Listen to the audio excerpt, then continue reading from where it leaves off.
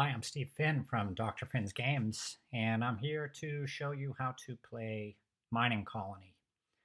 And I'm in the Tabletopia platform, so I'll also talk a little bit about some things that you can do while playing it in this platform.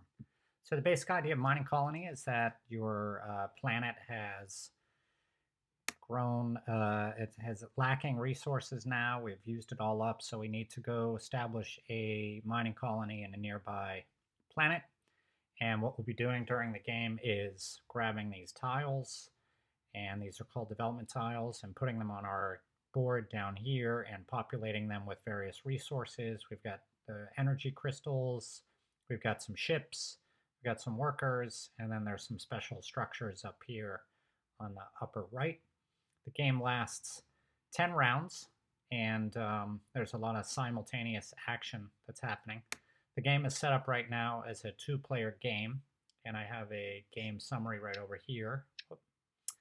And let's just move right in to look at this game summary.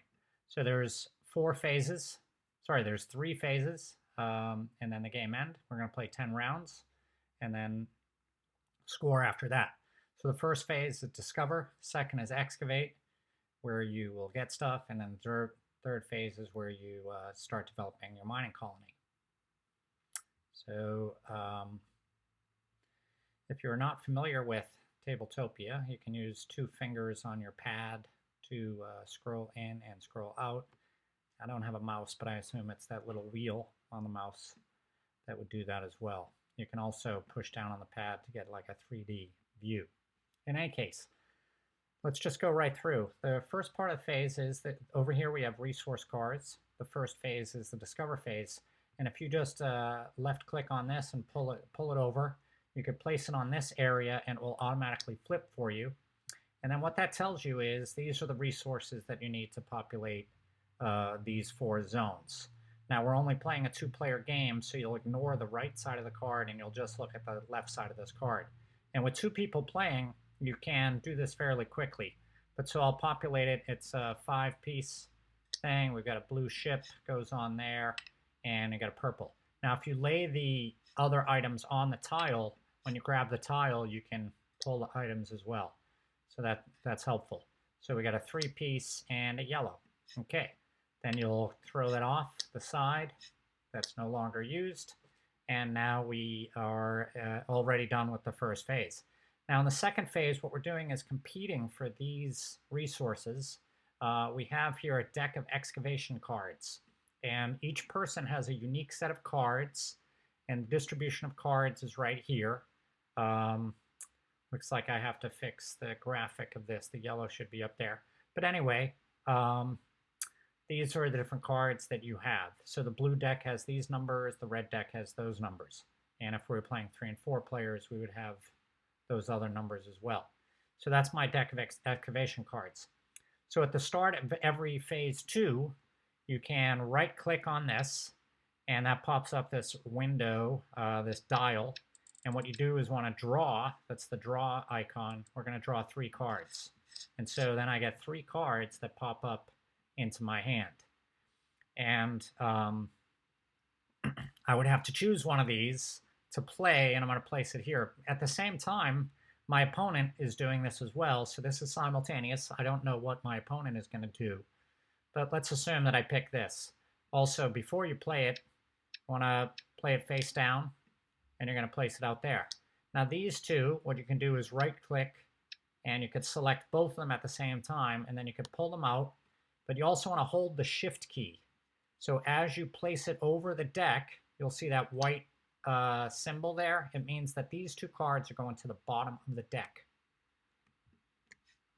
So here we go. I'm going to do that. All right, I made a mistake already. It's a little wonky at the moment. So we're just going to pull back these. You can pull these back in your hand like that. And what I'll do, let's try it one more time. So we're going to select both. We're going to drag them out. I got my hand on the Shift key, and now that's it. Now they've been moved to the bottom of the deck. Now let's assume this player did the same thing, but we'll just say that's the card that player picked. So then we both simultaneously flip, and it looks like I have the higher number. So on blue, 33 beats 7. I would choose one of these. So I would probably choose this one, let's say. And in the meantime, you could just for the moment, you could take these off. This person would choose these. I'm not going to bother developing this person's thing. So what would happen is I get to place these somewhere. Now, if I want to flip it, I can right-click, flip it over to that side. I can also right-click to rotate it, all sorts of different ways. Now, what I probably want to do is, I'm not going to play this too strategically.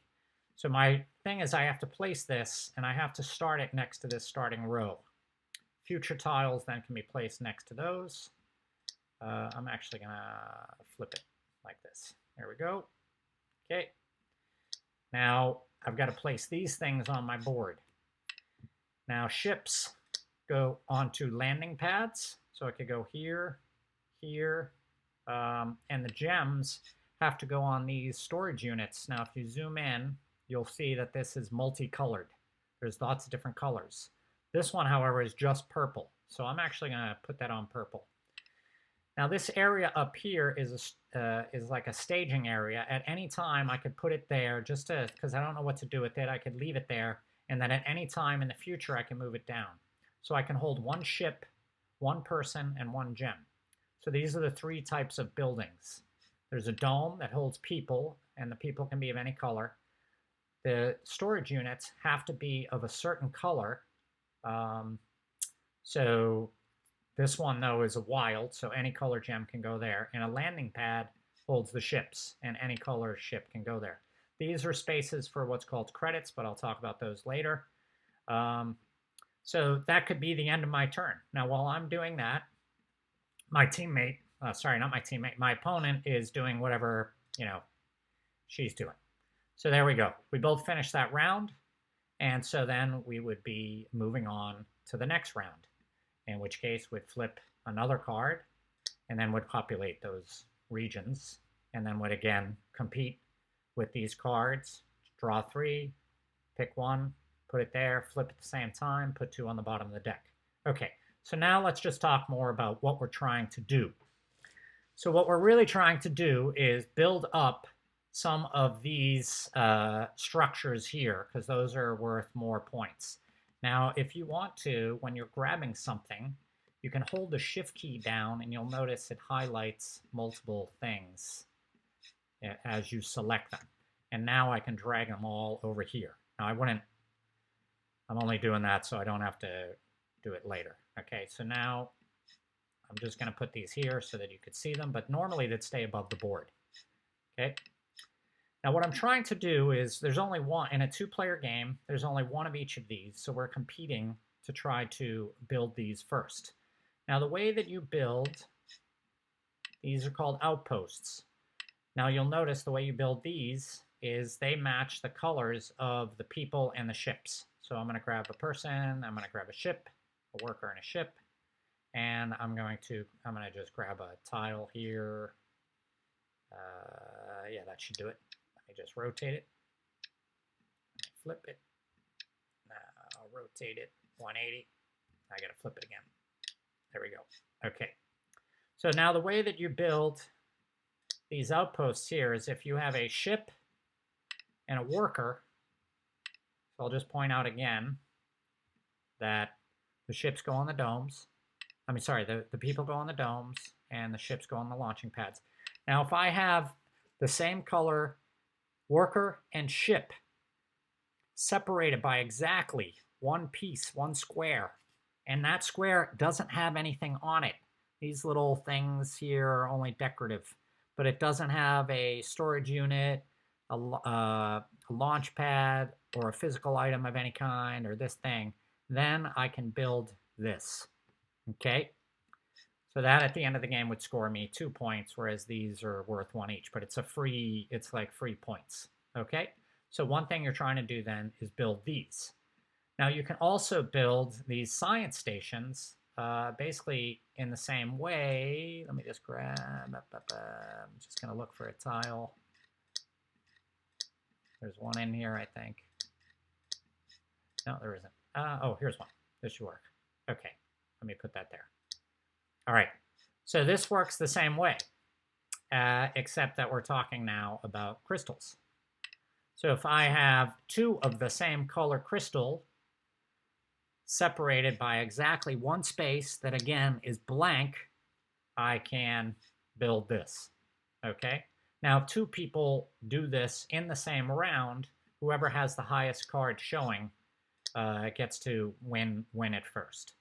Okay. Now, if it's sometimes you might take something that you cannot fit on the board. Uh-oh. So, for example, I'm going to grab a couple ships. Let me just grab a couple ships. Come in. And let's assume that all my ship spaces are filled, and I get another ship.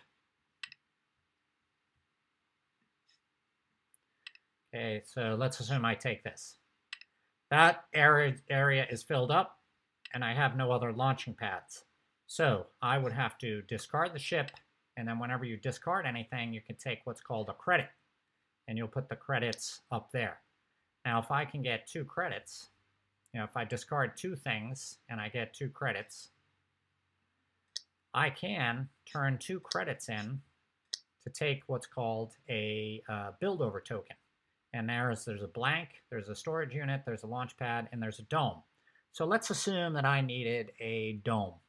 Let's say I wanted one right there. The build over tokens allow you to place this over a developed area. I can't place it directly on the board. That is not allowed. But I could cover that up. I could put it here. Now notice I have a red ship there, so if I got a red astronaut, I could then put one of these in that spot, one of the outposts. Or for some other reason, maybe I need to cover that up because the ship is, let's assume the ship was there, whatever. So you can use those to cover up and build over a developed token, and it costs 2 of those credits. Also, if as the game nears its end, if I take a tile and I can't fit it on the board, then you would score 1 credit for each square. So this one takes up 4 squares. I would earn 4 credits. And basically what credits do is then just allow you to buy one of these build over tokens, but then also credits will score at game's end. So that's basically how you play. You just keep going through different rounds, building out your thing, and then at the end of the game, you would score. And here's how you score. Well, the game will run out after 10 rounds. So that would mean this pile of cards, there's 10 of these cards, which start every round. Those run out. That's how you know the game ends. And here's how you score. At the end of a game, you'll score 2 points for every structure. That was these things, outposts and science stations. You also score 1 point for every crystal, ship, and worker that's on your board, but not up in this area, but actually in your developed land.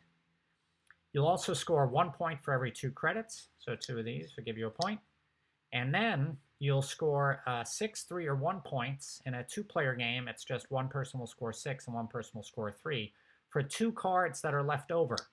So let's assume these are my 2 cards. They would add up to 42. We would look at the opponent's cards, and if her numbers add up to more, they would win the 6 points and I would win 3. If mine was more, I would win the 6 points and they would win 3. If it's a tie, it's the higher of the lower cards that matters. That breaks the tie. And then finally, for each undeveloped space on your board, so everywhere you did not place a tile, you would lose 2 points.